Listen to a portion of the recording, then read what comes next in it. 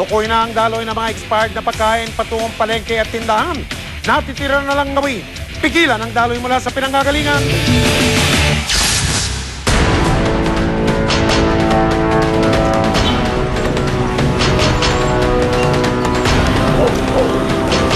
Unang sumailalim sa test ang bahay na imbakan at pinagmumulan daw ng mga pasong pagkain. Pass your business permit, finish or not finish. Walang record sa opisina namin. Ay, kasi mo ba? Saan po ba kayo? Kasi health office. Saan ba galing ang permit niyo?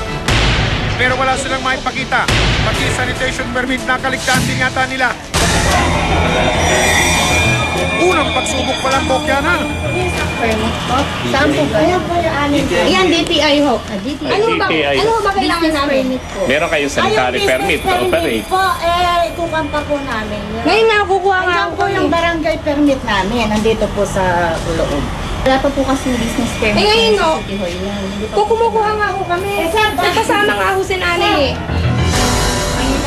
Pati iba nilang paninda, hindi nga raw papasang pwede na. Ayan o, may bonus pang ipis. Yan! Kailangan mo natin. Kailangan natin. Po, alam sa kanila. Pero sa natin. May nakita rin nakaimbak na mga gelatin. Nagkaong-kaong mga kending, mahigit 1 taon ng paso. 2011 pa to.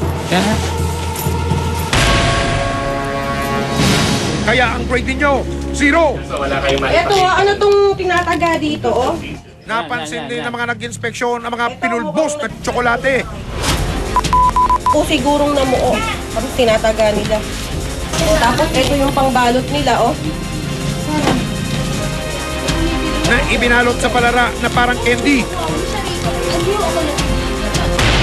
Wala kayong extra point dyan mga ate dahil ang ginamit ninyong tsokolate, paso na rin. Ma'am, yan na ho yung nakuha mo namin sa sako. Eh, ba't tinataga-taga nyo? Ayun na, yung itak nyo, meron pang to. Gaya nito, oh. January 22, 2011. Parang bodega to ng mga expired. Absent ang itinuturong may-ari ng bahay. Pero itinanggi ng anak niya ang reklamo laban sa kanila. Wala ko naman. Eh, baka naripak nyo na, di kaya? ma'am, hindi po kasi. Kung isusoli nyo to, bakit sinusupot nyo pa? Eh, ma'am, o, tingnan mo naman. Paano naman ho yan po pwedeng maikwan? E, tingnan niya naman po ang laman. Oo, bakit sinupot-supot nyo pa? Bakit niripak nyo pa? Hindi po Binalot-balot siya pa. ang kwan dito, eh. Ayun pa yung pambalot nyo, oh. Reject na ba to? Ito, Oo, yan. reject mo yan, eh. Oo, eh bakit may nakaripak ang ganito? Hello, Nay. Hindi ho, isasauli ho yan. Ito ho, tingnan niyo naman ho ang ikwan. Kaya ho nakaganyan. Susoli po ba ito? Eh, ba't nag-repack pa kayo kung isusoli nyo? Hindi kinagat ng mga sanitary inspector ang paliwanag ng mga inireklamo. Lalo pat may mga nakita silang iba pang pasong produkto na pinaniniwala ang maaaring mapili ng mga walang wang na bata. Malayo sa standard na pwedeng pumasa yung gawaan na to. Dahil nakita naman natin kalat-kalat yung pagkain, dapat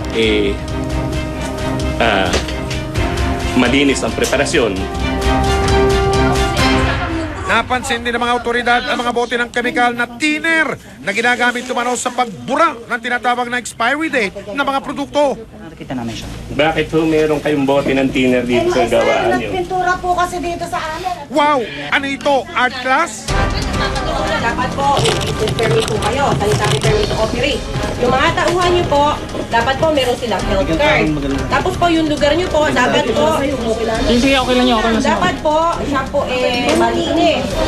Dapat yung mga pagkain, unang-una, hindi expired. Diba? Yun ang dapat. Tapos, pag bibili na kayo ng yung paninda nyo na hindi expired, dapat nakapatong yun.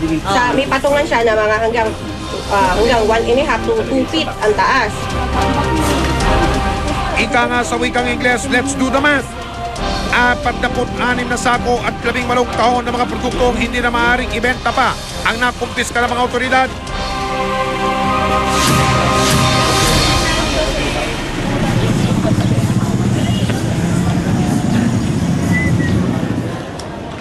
Sorpresa ring binisita ng mga otoridad ng ilang pwesto sa pamilya ng Luzon ng Taba na nagtitinda di umano ng mga pasong produkto. Eh sabi po yung nga po, yung reject na palusot lang daw po, ganun. Ganun po yung sabi sa amin. Tinatanong po namin, safe po ba ito? Sasabihin naman nila na kung hindi to safe, ba't wala namang na-hospital, ganun yung nila di.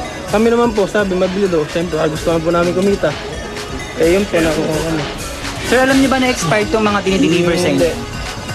Yun, gumawa nun, ano lang daw yun, sa pabrika. Kumbaga, yung durog, ayun, hindi na nilalagay sa ano.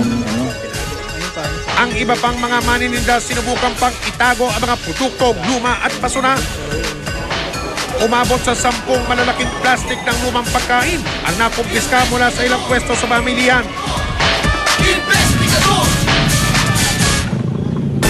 Bali, babagsak ito ro sa consumers sa yung adulterated foods.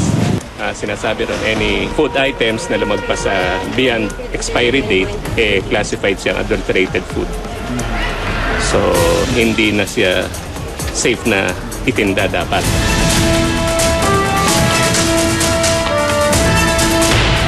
Ibinahon sa lupa ang lahat ng nakumpiskang pasong produkto. Mahalagang leksyon itong dapat matutunan ng mga magulang. Sa lupa dapat mapunta ang marurumi at lumang pagkain. At hindi sakyan ng inyong mga anak. Sa susunod, huwag po sana kayong basta kakagat sa mga panindang mura. Tiyakin po muna sana ninyong hindi mapupurnada ang kalusugan ng inyong pamilya. Sa pagpapatuloy ng bagong dekada ng investigador, hanggat may namalaya, hanggat may napi, hindi kami titigil sa pag-aksyon. Kaya makipagtulungan po kayo sa investigador Sumbungan ng Bayan. Dahil ang mga abusado at ang mga manloloko, hindi namin tatantanan. Ako po si Mike Enriquez at ito ang mas pinatinding investigador.